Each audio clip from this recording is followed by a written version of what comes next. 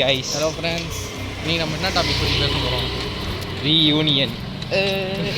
சொல்லும் போதே உங்களுக்கு ஃபஸ்ட்டு ஞாபகம் வந்துக்குமே, நம்ம Kamal sir Rajini sir reunion பண்ணியிருக்காங்க. படம் பேர் தான் என்ன இருக்குன்னு தெரில.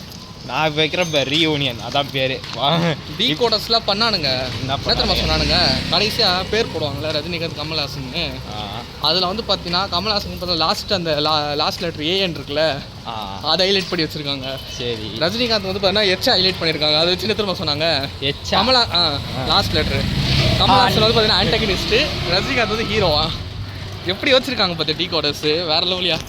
ஆனால் அது கரெக்டாக வருமானு தெரில. வேறு லெவல் இல்லையா, அவங்க வேறு வேலையே இல்லையா இருந்தோட இதெல்லாம் பண்ண போகுது. ஆனால் அவங்க யோசிச்சது தான் கரெக்டு தான். ஆனால் இவங்க அந்த மாதிரி கரெக்டாக அது அவங்க மாட்டாங்கல்ல. ஆனால் அது கேட்பார்ல கமல் லாஸ்ட்டாக சொல்ல போகுது யார் ஹீரோ படத்தில், அதெல்லாம் இருக்கட்டும், யார் ஹீரோ. எனக்கே டவுட்டாக இருந்தது. ஏன்னா அது ஏன் பேரில் இருக்கிற எல்லா லெட்டரை விட்டு லாஸ்ட் லெட்டரை மட்டும் ஹைலைட் பண்ணி வச்சுருக்காங்க. கடைசி லெட்டர்னால ஹைலைட் பண்ணியிருப்பாங்க. அறிவை தூக்கி எதில் போட. ஏன்னா கமல்ஹாசன்றது ஷார்ட் ஃபார்மாக கேஹெச்னு வாங்களா, அப்போ கேஹெச் தான் ஹைலைட் பண்ணியிருக்கணும். ஏன் ஏஎன் பண்ணியிருக்காங்க. அதுக்கு ஃபுல் ஃபார்ம் ஆன்டகனிஸ்ட்னு சொல்லியிருக்காங்க, அது வில்லனு. ரஜினிகாந்த் வந்து பார்த்தீங்கன்னா ஆர்கே தானே போடுவாங்க, ஆர்கே ஹைலைட் பண்ணாமல் ஏன் எச்சை மட்டும் பண்ணாங்க, அது ஹீரோ ஃபுல் ஃபார்ம் அப்படின்னு சொல்லியிருக்காங்க. அது எப்படி எனக்கு அந்த மாதிரி கொடுக்க மாட்டாங்கன்னு நினைக்கிறேன். எப்படி ரெண்டு பேருமே ஒரு கோட் ஆக்டர்ஸு, அவங்க ஈக்குவலான வெயிட்டேஜ் இருக்குது. அவங்க எப்படி ஹீரோ வில்லன்னு ப்ரூவ் பண்ண முடியும்? எனக்கு என்ன தோணுதுன்னா ரெண்டு பேருமே ஹீரோவாக இருப்பாங்க. அதுதான் அப்படி இல்லாட்டி மங்காத்தா மாதிரி ஹீரோவாக இருந்து ரெண்டு பேருமே வில்லனாக அப்படி இருக்கலாம் மேபி. இல்லாட்டி மூணாவது ஆப்ஷன் வந்து Kamal Haasan hero, Rajini sir villain. Nelson தலைவர் வில்லன் தான் சும்மா மாஸ்டா பண்ணுவார். பந்ததே ஒரு படம். நெல்சன் படமா? நெல்சன் ஒரு படம். ஆனால் தலைவர் வில்லனாக பண்ணது நிறைய படம் இல்லை. நெல்சன் எனக்கு தெரிஞ்சு நான் ஹீரோக்கு வெயிட்டேஜ் தருவார். சிங்கிள் ஹீரோவாக இருந்தால் பயங்கரமான வெயிட்டேஜ் தருவார். எனக்கு தெரிஞ்சு ரெண்டு பேரும் ஈக்குவலான வெயிட்டேஜ் தான் தருவார். ஏன்னா வந்து யாரையும் வில்லன்னு சொல்ல முடியாது, யாரையும் வில்லன்னு சொல்லவே யாரையும் வில்லன்னு சொல்லவே யாரையும் ஹீரோன்னு சொல்ல முடியாது அந்த படத்தில். ஏன்னா ரெண்டு பேருமே ஈக்குவலான ஃபேன்ஸ் இருக்கிறாங்க, ஈக்குவலான வெயிட்டேஜ் இருக்குது.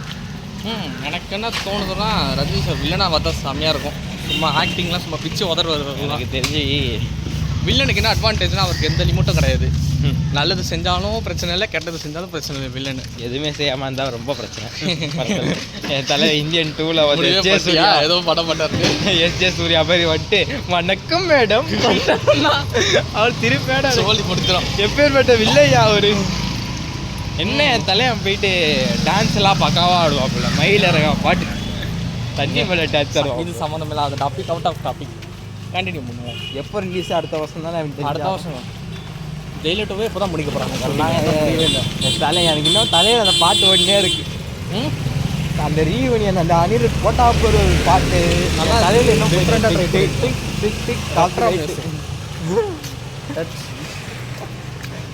இருந்தாலும் நான் வந்து ஹுக்கும் பவர் ஹவுஸ் அளவுக்கு எதிர்பார்த்தேன். மியூசிக் அப்படின்னு இது வந்து ரெட்ரோ சாங் இல்லை. இப்போ எப்படி சொல்லணும்னா தனியான மாஸ் சொல்லணும்னா அது வேற மாதிரி கூட நல்லாயிருக்கும். இந்த பேர் என்ன, விக்ரம் அந்த தாக்கிட்ட தீம் விக்ரம், அது ஒரு மியூசிக்கும் பவர் ஹவுஸ் ரெண்டும் கொலாப் பண்ணி போட்டால் சாதத்தில் என்ன கேட்டதே திருப்பி கேட்குற மாதிரி இருக்கும். இல்லை இது எனக்கு நல்லா தான் இருக்குது. நான் ஏன் சொல்ல வரேன்னா, ஒரு இப்போ யார் மொக்கன்னு சொன்னா இல்லை ஹீரோ ரிப்பீட்டடாக கேட்குற அளவுக்கு அது ஃபர்ஸ்ட் டைம் கேட்கும்போது நல்லா இருந்தது. இல்லை போறீங்க ஒரு தனிப்பட்ட ஹீரோ கான்செப்ட், ஹீரோ கதைனா அது வேற கதை.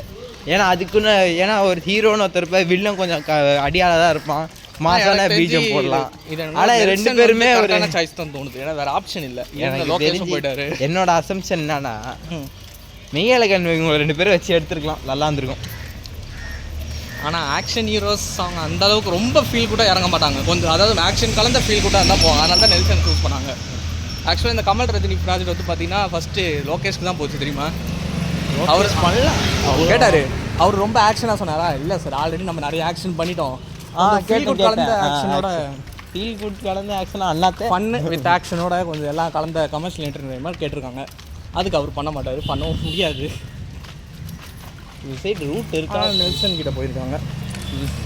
நல்ல ஆப்ஷன் தான். அதுதான் ஒரு ஆப்ஷன் ரூட் இருக்கான்னு தெரியல. இந்த சைடு பார்ப்போமா?